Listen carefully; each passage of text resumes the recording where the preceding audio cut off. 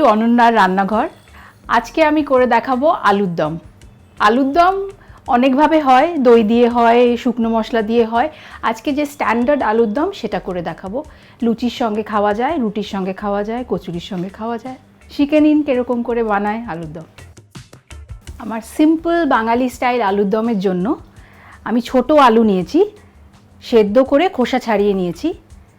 আর এই জিনিসগুলো দিয়ে পেস্ট বানিয়ে রেখেছি, টমেটো, আদা, পেঁয়াজ আর কাঁচা লঙ্কা দিয়ে এই পেস্টটা তৈরি করে রেখেছি। আলুর দম বানানো শুরু করছি। গ্যাসটা অন করলাম, সর্ষের তেল দেব প্যানে। তেলটা ভালো করে গরম হবে, তারপরে আমি মশলাগুলো একে একে দেব। তেলটা গরম হয়ে গেছে, প্রথমে দেব জিরে, তারপর আলুটা দিয়ে দেবো। এবারে হলুদ দিয়ে আর নুন দিয়ে আমি প্রথমে আলুটাকে একটু ভাজা ভাজা করে নেব।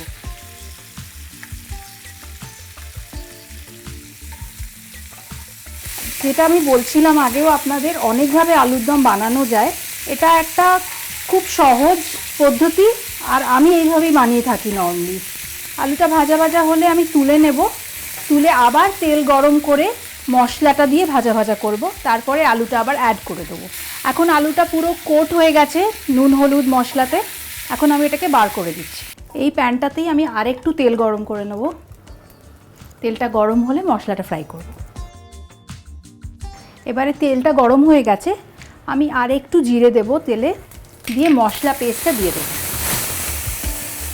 মশলা পেস্টটা যখন ভাজা ভাজা হচ্ছে, তাতে আমি দেব একটু হলুদ, লঙ্কার গুঁড়ো, ধনে, গরম মশলাটা পরে দেবো একটু। আবার ভাজা ভাজা করে, ততক্ষণ ভাজা ভাজা করতে হবে যতক্ষণ একটু তেল বেরিয়ে না আসছে মশলা থেকে, যেটাকে আমরা বলি কষানো। বেশিরভাগ বাংলা রান্নাতেই এই কষানো টার্মটা খুব আসে। কোনো জিনিস ভালো করে না কষালে রান্নার টেস্টই হয় না সেরকম।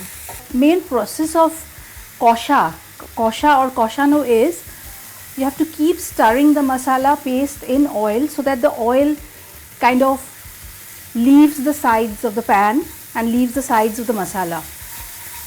Unless you do that, it's the same term as we use in Hindi called bhuna.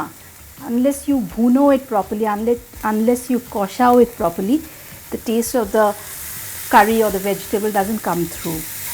এখন দেখছি মশলাটা বেশ কষেও গেছে, ওর যে ময়েশ্চার ছিল সেটাও, গায়ে জলটা শুকিয়ে গেছে। এখন আমি বাকি জিনিসগুলো অ্যাড করতে পারি। প্রথমে আলুগুলো আবার অ্যাড করে দেবো প্যানে, একটু কাঁচা লঙ্কা দিয়ে দেবো। গ্রেভিটা যদি একদম শুকনো শুকনো খেতে পছন্দ তো এই অবস্থায় নামিয়ে দেওয়া যায়। আর যদি মনে করেন একটু গ্রেভি চাই, ঝোল চাই লুচির সঙ্গে বা পরোটার সঙ্গে খাওয়ার জন্য, তাহলে একটু জল অ্যাড করতে পারেন। আমি একটু জল দেব যাতে ওটা ভালো করে মিশে যায়। নুন হলুদ দিয়েই আমি আলুটা কষেছিলাম, এখন হয়তো ঝোলের জন্য আর একটু নুন লাগতে পারে। সো নুনটা আমি অ্যাডজাস্ট করে আর একটু নুন অ্যাড করলাম। একটু চিনি দেব।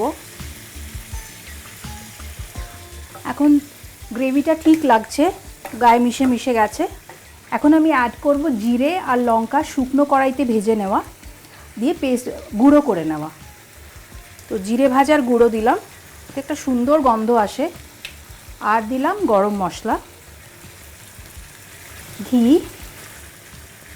তারপর ফিনিশ করে দেবো ধনে পাতা দিয়ে।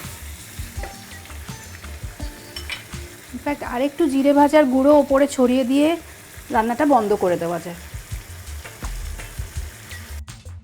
তৈরি হয়ে গেছে আপনাদের জন্য চটপটা আলুর দম। এটা সবের সঙ্গেই চলবে, লুচির সঙ্গে, পরোটার সঙ্গে, কচুরির সঙ্গে, এমনি রুটির সঙ্গে। যদি ভালো লাগে রেসিপিটা নিশ্চয়ই ট্রাই করুন বাড়িতে।